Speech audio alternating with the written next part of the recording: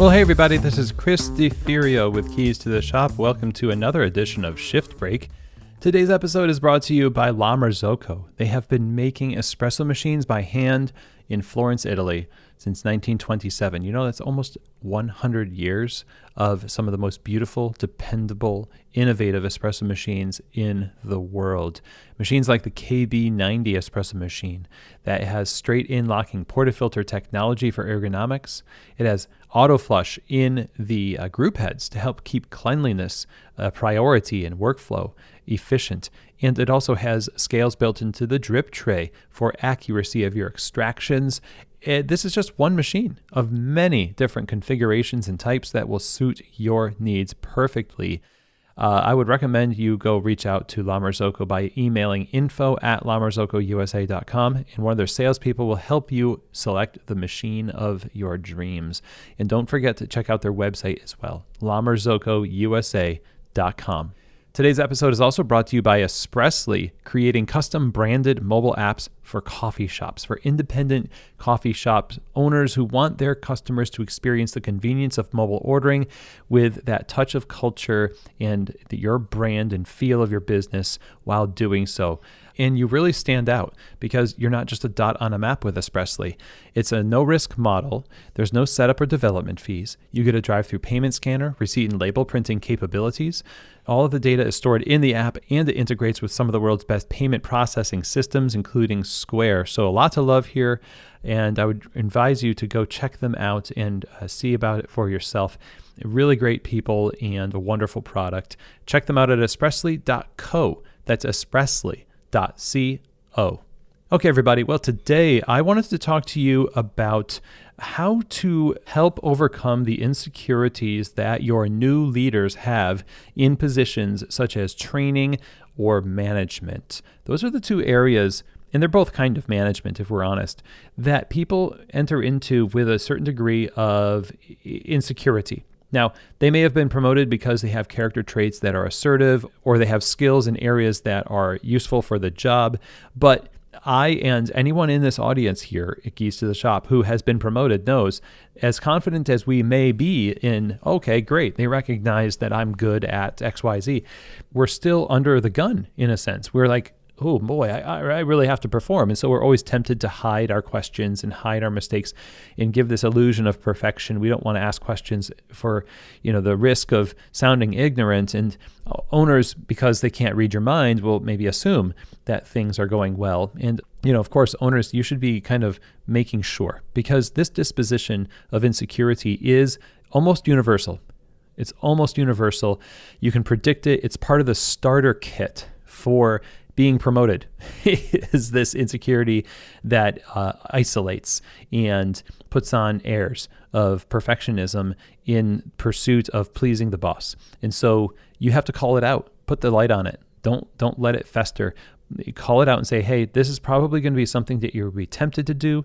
And I am going to do as much as I can to not only be your support and cheerleader and coach, but your resourcer and the one who is there to make sure that you are successful in this role. So one of the things that you can really talk about with this person, on top of that, when you're having this conversation about what to expect in terms of the emotional component and the mindset of leadership in any form, is the idea that this isn't about us accepting you as a person. In fact, you might want to use this kind of phraseology with them, is that you're not the right person because you know everything, but you are the right person to discover the right thing.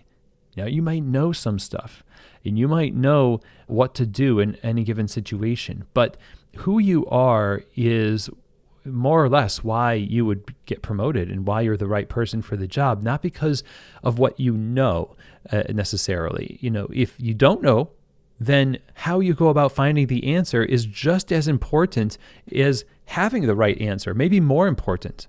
That's the underlying idea behind hospitality being something that is how you do stuff, not what you do. But most of our job descriptions when it comes to levels of leadership in the cafe focus on what you're going to do. You're going to be responsible for this category, and here's some subcategories, and here's some bullet points. And I'm a fan of an outline. I'm a fan of, putting, black and white into job descriptions, but there is the component that kind of connects, the connective tissue of all of this is the person that is doing them and the people that they are doing this stuff for. Your trainer is serving your baristas. You are serving your trainer. Your manager is serving your baristas, and you are serving your manager. And so people has to be a focus. And the idea that you are the right person to discover the right thing.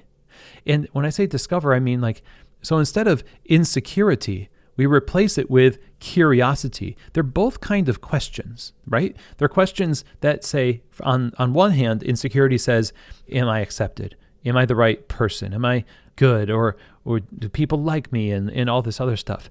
And curiosity, as the flip side of this, would be a question too. But instead of asking that question, or in response to that question potentially coming up in the mind of an employee, you can say, again, that we trust you and we will be working with you to come in and help us discover the right thing as we evolve as a business. So yes, there might be some tension where you don't know what to do. That's not a reflection on your skill as a manager. How you go about responding to the lack of a solution, to find a solution, is the kind of thing that you are going to be focused on and that we will help you develop.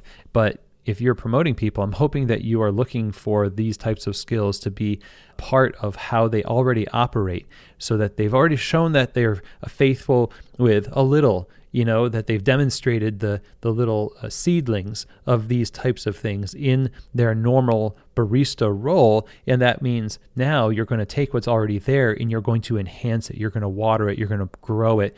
You're serving them as they serve the greater business. And that's how this stuff works, right? So again, just say you're the right person to discover the right thing, and we are discovering together. I keep using this phrase as we go in these episodes, but this is a co-creative endeavor.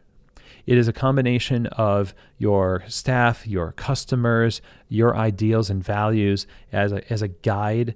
And I would love for you all to have room reserved for people's creative iterations and harmonious additions to the things that you have put out as the ideals of your business, because you can't think of it all.